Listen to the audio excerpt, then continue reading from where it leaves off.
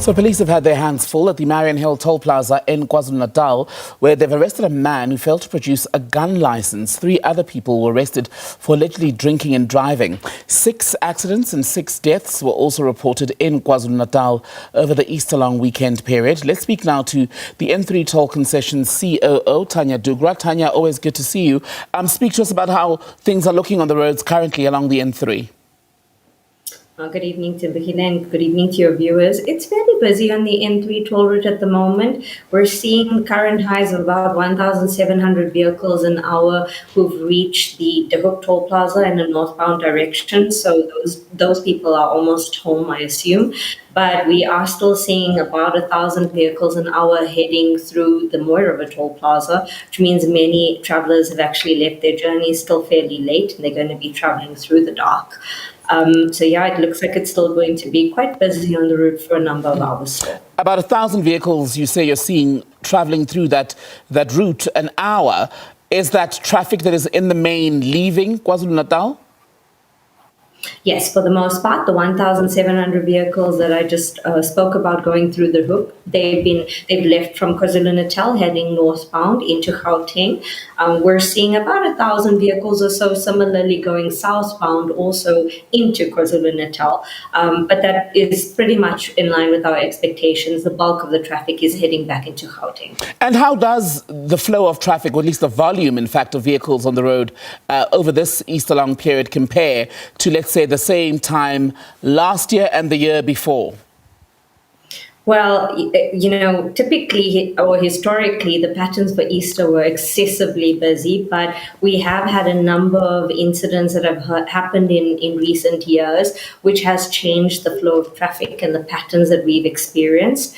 But this year has seen a steady flow of traffic, but it's definitely not been as high as what it has been traditionally. And I think, though, that is likely also as a result of the upcoming 2 long weekends that are ahead of us. And we're just reporting before speaking to you that about 6 people had died. The Transport Minister today, Barbara Creecy, said at this stage, she didn't give a figure, but preliminary numbers suggest that fewer people have died on the country's roads over the holiday period. Does that optimism reflect what you've seen on the N3?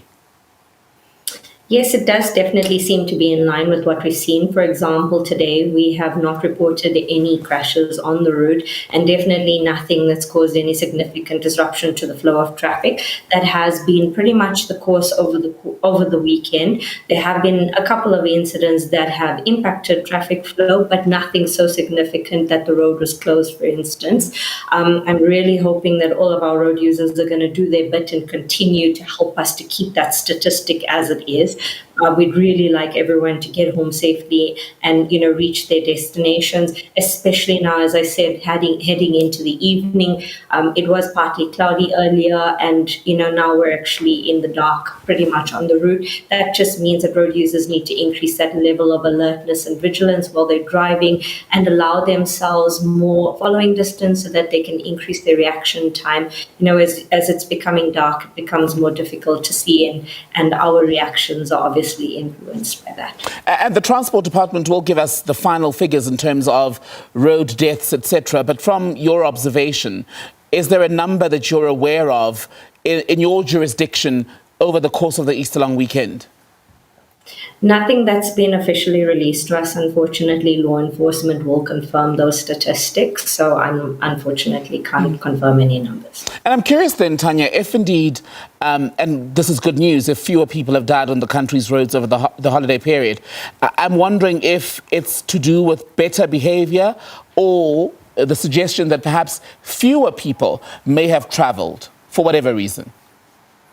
I think I'd like to be optimistic and say that it's a combination of factors. I'm hopeful that road users are paying attention to the constant messaging that are being put out by all the authorities, including ourselves, reminding road users that road safety is a shared responsibility and that drivers in particular should be compliant and follow all the rules of the road.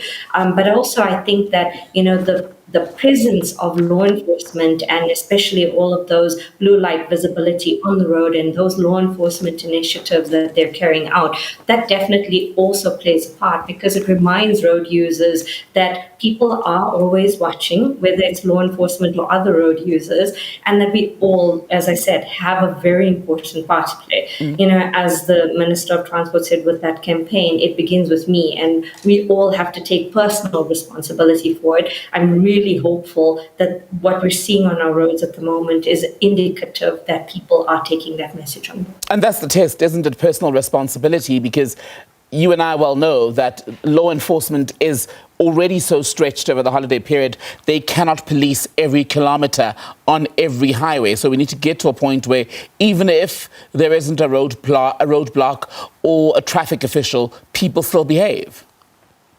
Absolutely. Like I said, it's a personal responsibility. It shouldn't be, only a response to law enforcement being around, or a traffic officer who's sitting there with a camera monitoring your speed that forces you to stick to the rules of the road. I think if everybody just stays patient and courteous and alert and does what we've all been taught to do, we can hope to keep the carnage on our roads to an absolute minimum.